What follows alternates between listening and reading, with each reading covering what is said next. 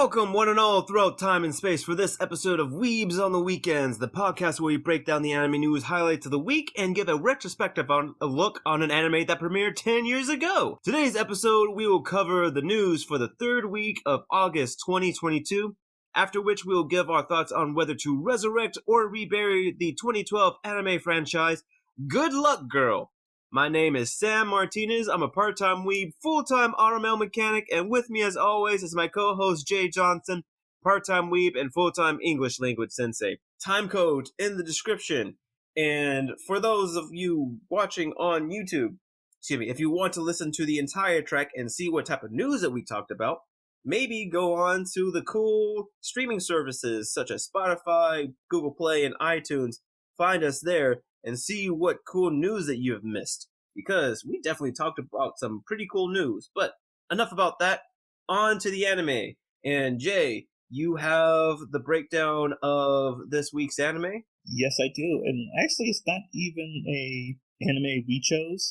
This is a anime that our mutual friend Alonzo, who was guest starred on, 2 episodes now, with us, has talked about this anime, and he's like, yeah, you need to watch this. So it's very much a surprise because the main lead, or at least it's a dual main lead character story of Momiji, or Momiji, and her look is so iconic.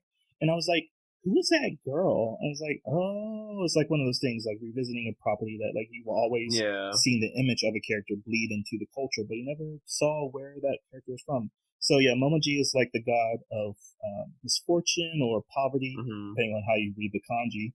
But her look is like she has like these giant poofy pigtails, twin pigtails. She has like a green and gold checkered shirt. She has like a red suspender dress, and then also her right arm is cast in bandages. So it's kind of an iconic look, but I never knew where she was from. But this is a property that extends from a manga, Good Luck Girl. It ran from 2008 to 2013. I watched it on Funimation. Did you watch it on Funimation? I watched it on Funimation. Okay, yes. Cool. So I didn't know where else to find it. So again, these 10-year properties are sometimes hard to find. Let's see, because it seems like Funimation and Crunchyroll, but they're practically the same now. So I feel like Funimation bought them out. Yeah, for sure. I feel like we should call it a name like Crunchy Fun or something like that. Crunch Nation, Crunch Nation. But yeah, it's a Studio Sunrise production, which again is like wild. That was surprising. Yeah, that is because Sunrise is known for Gundam, but like we talked about a couple times that they do extend into like slice of life, comedy, supernatural stuff as well. But it's 13 episodes in total. I listened to the dub. And did you listen to the dub? Yes, I did. Okay, cool.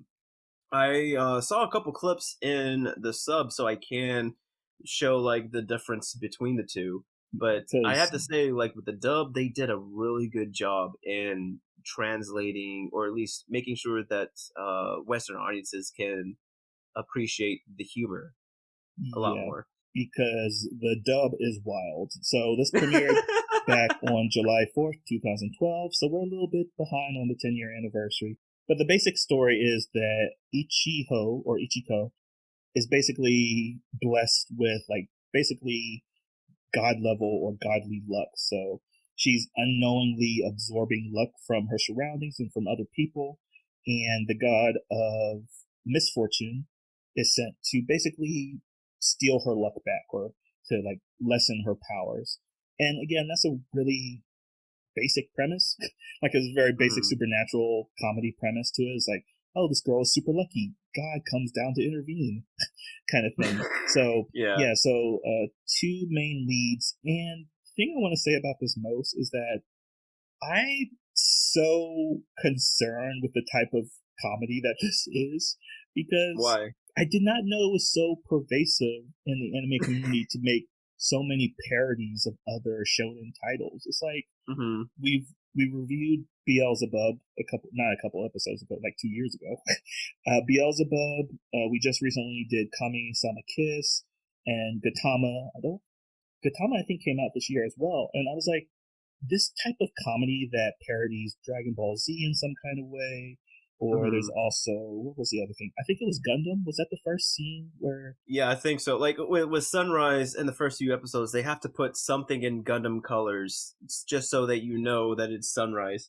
Right. I didn't know if it was Galactic Heroes or Gundam because their Yeah. uniforms kind of look similar to me. But yeah, they parody like Gundam or Galactic Heroes, and the humor is so it's so like sexually charged, and it's just there's a pervert, there's a perverted monk in the second episode. Yeah. The running gag of it is that the main heroine is like big breasted and the goddess is like flat chested. So like that's kind of their dynamic, always poking fun at each other. It's like, haha, your boobs are so big, haha, your boobs are so small.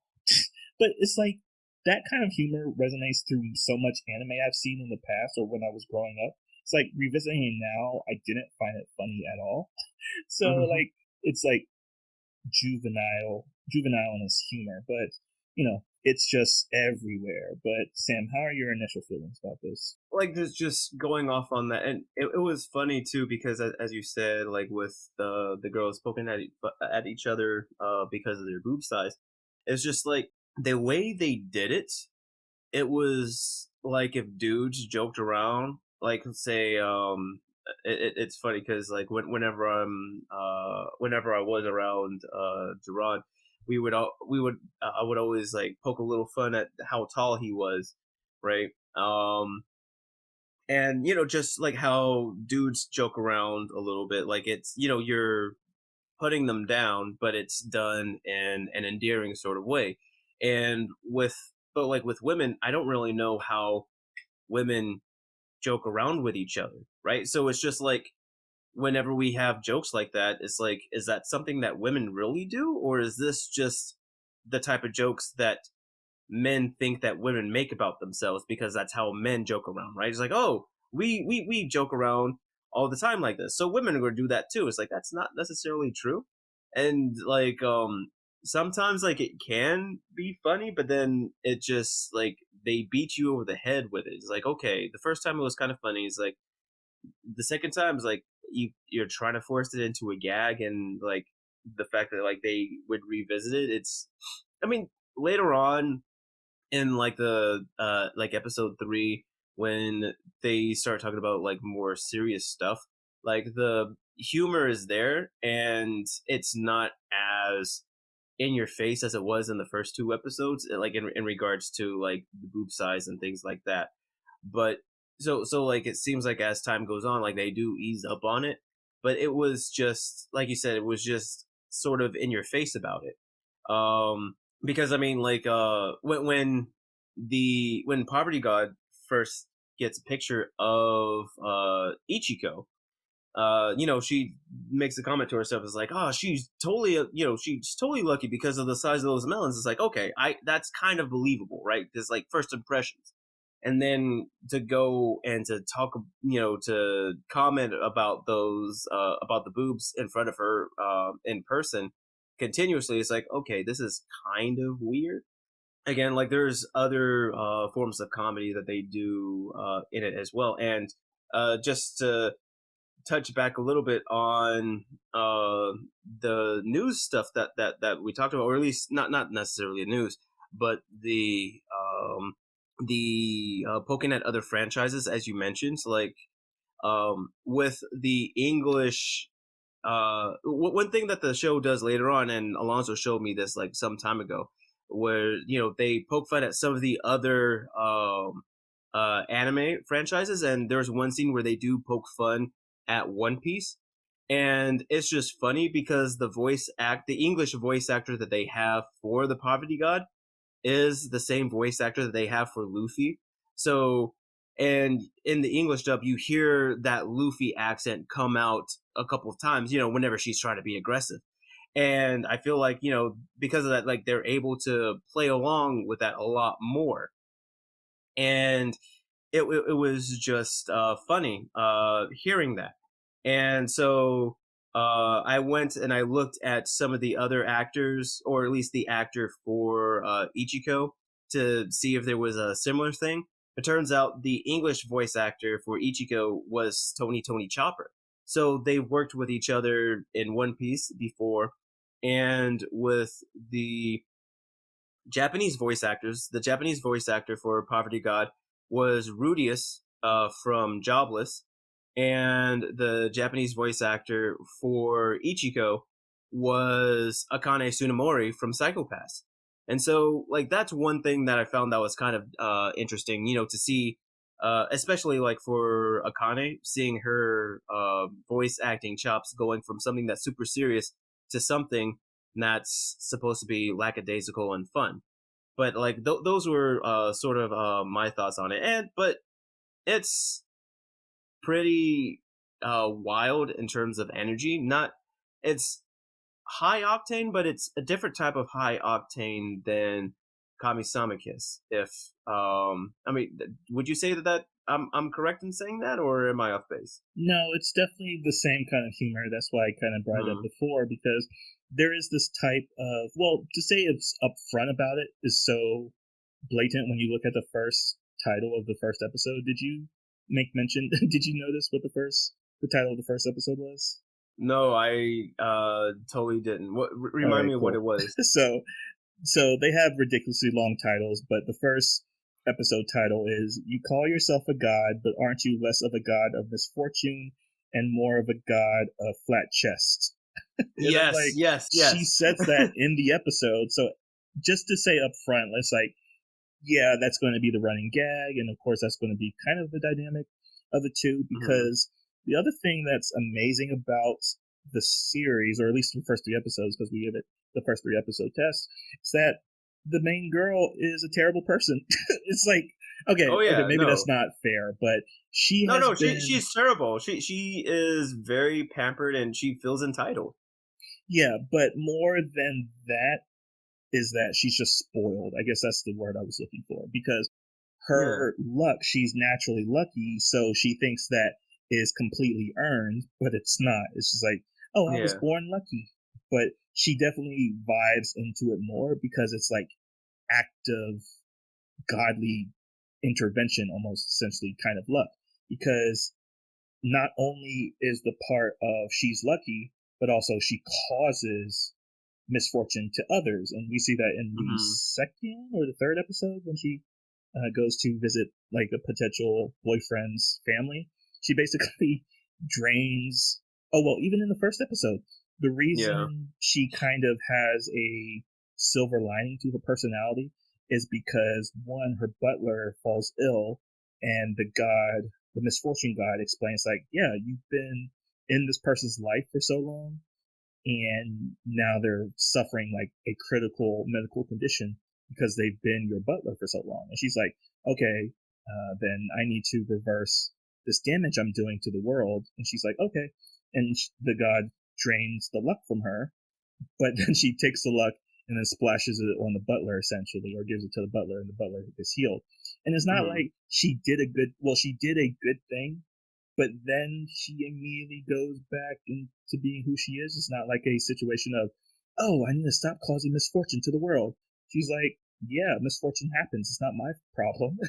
I don't have a duty or responsibility to yeah, make other people, benefit from my misfortune. So it's a very weird stance to take from a heroine and then also make it a comedy. So like the comedy's up front, the supernatural stuff is pretty upfront, because in the first episode you have the draining of the luck. In the second episode, you have the perverted priest that basically gives her a talisman to basically conjure her luck as like spirit fighting animals, essentially, or yeah. spirit. Manifester. I'm glad that you mentioned that because this has to do with that translation stuff that I had mentioned earlier. So I just like re-looked at that scene, and the staff helps her manifest her people, or sorry, manifest her luck as spirits to help her in the fight. And the thing is, like, it takes on like her personality traits, right? So like they are headstrong and they are clear in direction. Whereas, and the Poppy God, she does the same thing with hers, but because she's a god, like she can manifest like several different people. And end up just being wandering aimless zombies, right? And who are lazy and don't want to do anything, and they act like they can't hear the poverty god giving her orders, right? And it's just funny because in the translation, like in the Japanese translation, they, the poverty god's like, you can't come crying to me now that I've done this. It's like, you've brought this upon yourself, right? That sort of thing. Whereas in the Funimation dub, it's so hilarious. The poverty god is like, you're about to be effed in the A with a whole bag of D's. Like, that's literally their translation, and it's just it makes the scene like that much more enjoyable.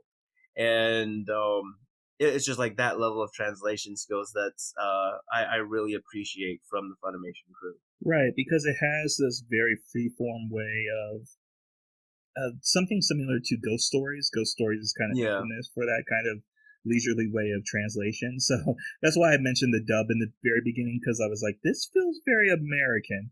We saw this like with High School of the Dead, because like they kind of took that approach to it as well. It's like putting American iconography or verbiage into scenes where you wouldn't with the translation if it was just like a one-for-one translation. But yeah, like so like that's a lot of the humor that you can get from it. It's like American vulgarness to it out of a Japanese property like that, and it's like very maybe refreshing. I don't know, but it's like unique to the other Gautama and like Beelzebub kind of parallels to it. But the other thing that I wanted to mention from at least the first 3 episodes is that there's a black character, or at least a character of color, which I was not expecting. Yes. And even so, more so because it's not stereotypical, what's the word? Cartoonish. Well, the kind of, I'm forgetting what the terminology for minstrel show kind of design to it that a lot of Japanese animations have. He didn't look like Mr. Popo. Right, Mr. Popo. I think there's a character in Hunter x Hunter does people of color outstandingly well. Who am I thinking about? Yeah, Mr. Popo, obviously. Jinx is another example, but that's a Pokemon. But yeah, and he's a pervert, and it's like, and I don't know how he was talking to. He talks about his mama, like he uses the word mama when he's talking about his mother, and I'm like, bruh, I know this guy. It was just really funny that that was the characterization they gave him, like typical black guy voice, and I don't think it's Lamar Burton who voiced him. No, it's not a black guy. I looked him up before. I don't have him here in front of me. His voice was very noticeably like, quote unquote black. So I was like, okay, cool. His character design was pretty standard. He was a Shinto priest, and like the garb, and not using like urban language at all. It was just like he sounds black, again, quote unquote black. I guess like just like tonally and with some of his inflections, pretty much. Yeah, there we go. Thank you. Yeah. Look at me not being an English teacher talking about tone of voice. But yeah, it was like, it just like caught me out of surprise, because like he's portrayed as like just a wandering shaman or a Shinto priest, and he's like, oh, house me, feed me, clothe me. Yes, kind of thing. And she eventually, gives in, or he kind of stalks her, but he also like physically assaults her in some scenes, like just touching her boot. It's not even physical assault, but it's like there's a lot of casual borderline activity, like he's rubbing against her leg and sniffing her bras and panties, and it's like, what is going on? I just brought up the voice actor. It's Patrick Seitz, and he's known for voicing Dio Brando and Frankie from One Piece. Bro, we have like the entire One Piece crew here. Yeah, that's pretty interesting. Yeah. I mean, that happens.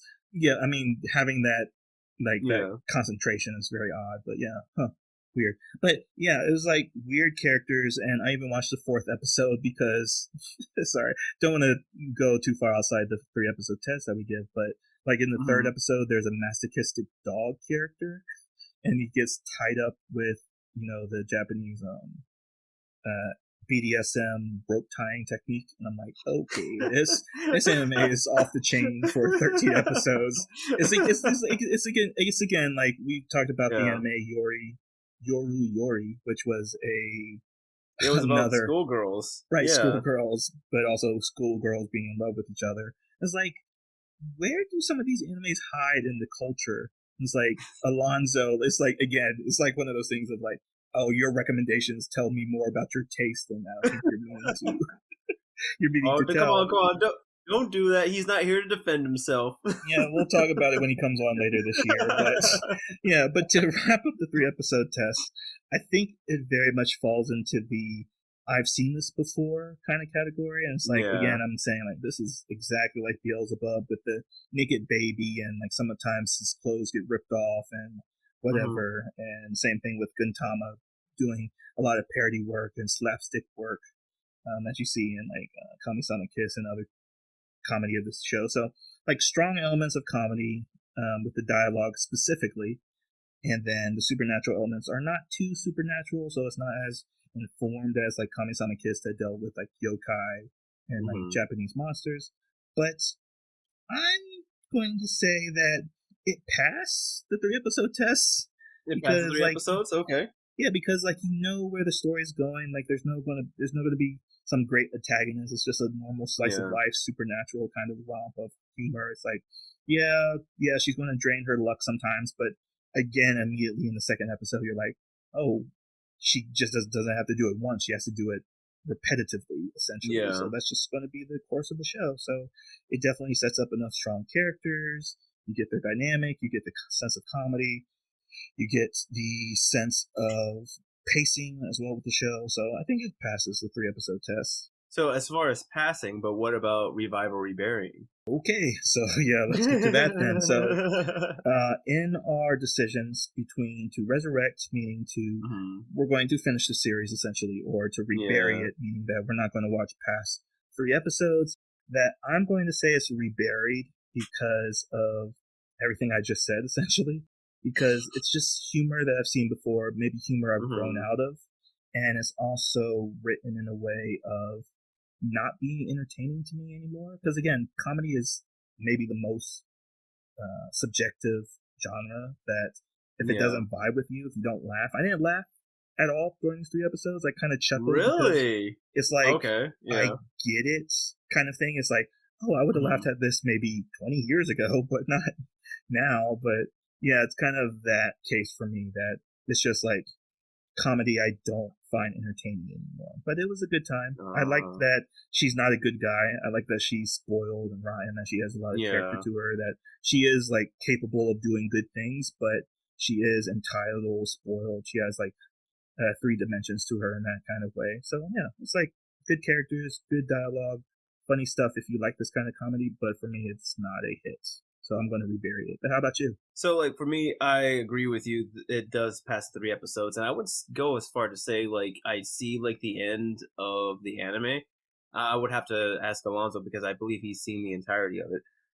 But it's as you said, like with her luck continually comes back. So it seems like near the end they would have to basically have Poverty God be her perpetual roommate, so that because as you mentioned earlier, she gets luck from those around her, and because Poverty God gives off bad luck, the fact that she's near her would probably help even that out. And that's in that regard. And we also see the impact of each other's care on both their characters on each other. We see Poverty God being more determined to do her duty, whereas in the beginning of the show, she's shown as lackadaisical. She's lazy. She doesn't want to do anything. And with Ichiko, because God is coming in and messing up her world, she's having to view things differently. We see her begin to appreciate other people who are less fortunate than her and begin to learn from her experiences with them.